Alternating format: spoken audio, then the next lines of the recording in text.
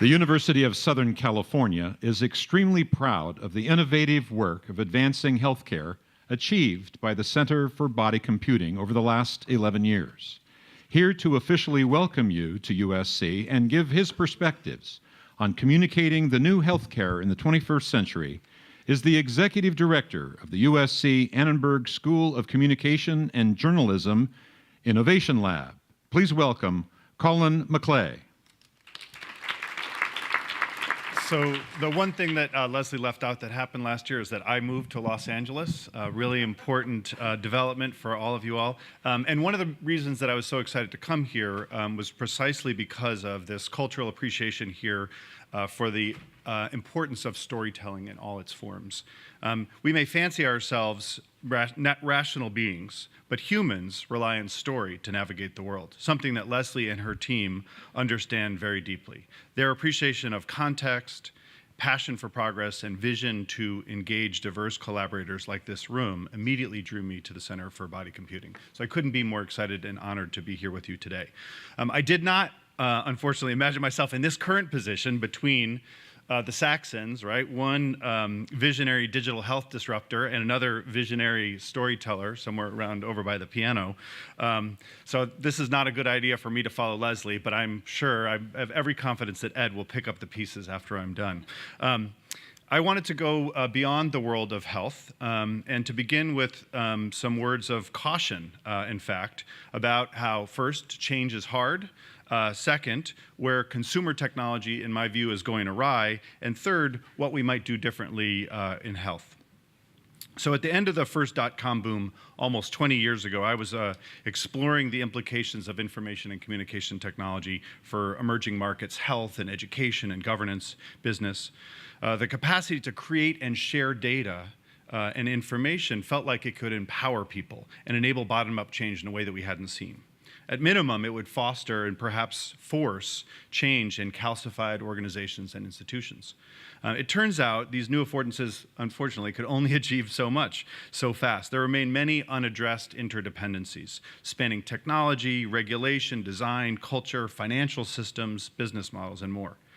In terms of the technology, we lacked ubiquity, affordability, flexibility, interoperability, other abilities, and robustness. About a decade later, we actually start to finally see some change. But the multifaceted convergence that Leslie spoke about is just a completely different ballgame and gives me hope in this regard.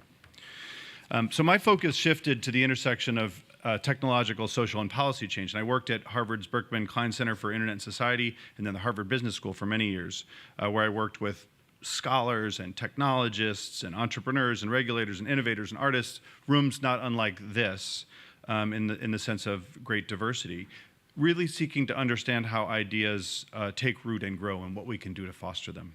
And I can't say that I understand and can predict, as Leslie has just laid out, what's going to happen in the health space, but I have learned that it is always harder than we think.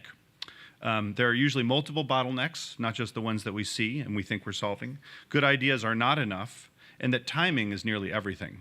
And perhaps above all, what I've learned or found is that as complicated as the technology is, it's relatively easy compared to humans and the organizations we create. So while I suspect most everyone here is enthusiastic about the future, as I am, it begins with awareness. And that is that change challenges our identity and creates uncertainty, which means it takes energy, confidence, support, persistence, adaptation, and so much more. People and organizations rarely choose change. Barriers can be the tyranny of the quarterly balance sheet, could be job security, cultural bias, anything. And implementing new strategies and practices, as we all know, painful. Chief innovation officers, for their part, have a sort of fellowship of the miserable. Their progress is often so costly that they end up leaving their organizations even after they've been successful.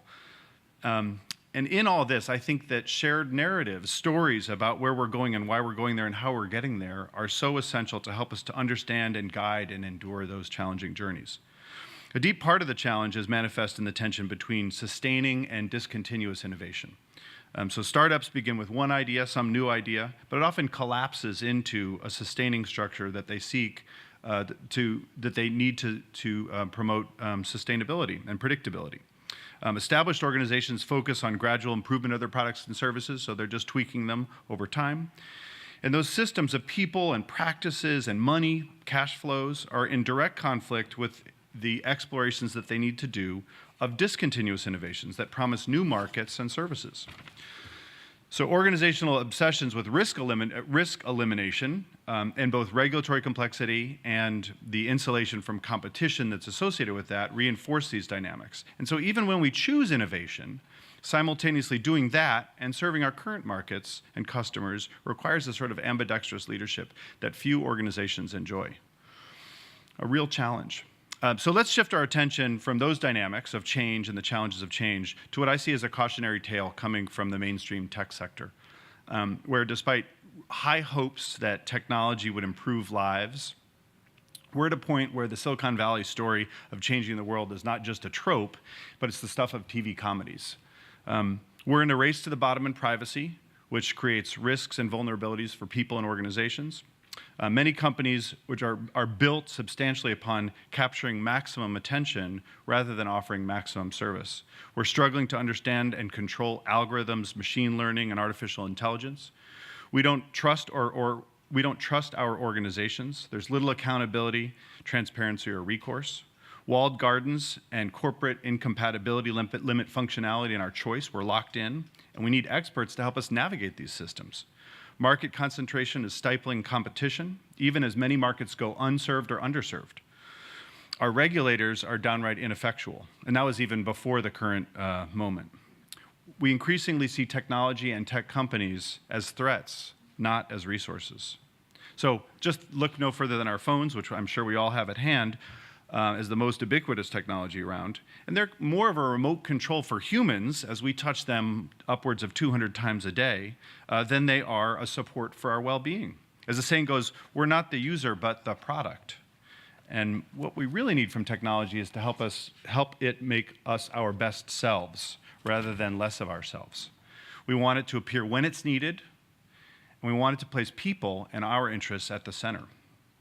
So this moment, for me, invokes past models where company interests were misaligned with users, not unlike the days of, I don't know, Blockbuster Video, when they were deriving so many revenues from late and rewind fees, right? That's not the alignment we need.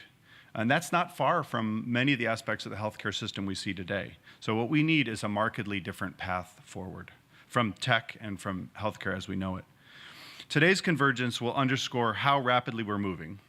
These conversations that we're having all day as we hear the future as it's evolving, our shared purpose, and the true potential for radical health improvement. It's promising, but let's also note that that convergence is really confusing. Previously separate strands are interacting with many others, all in the context of tradition, regulatory uncertainty, life or death consequences, privacy, security, behavioral change, and money. So story, I think, has a variety of roles here. In the macro sense, we might ask, what is our shared story about how healthcare is evolving? We need both old and new elements. So which stories and metaphors do we borrow, and which do we leave behind? How can they help us to work collaboratively to leverage opportunity?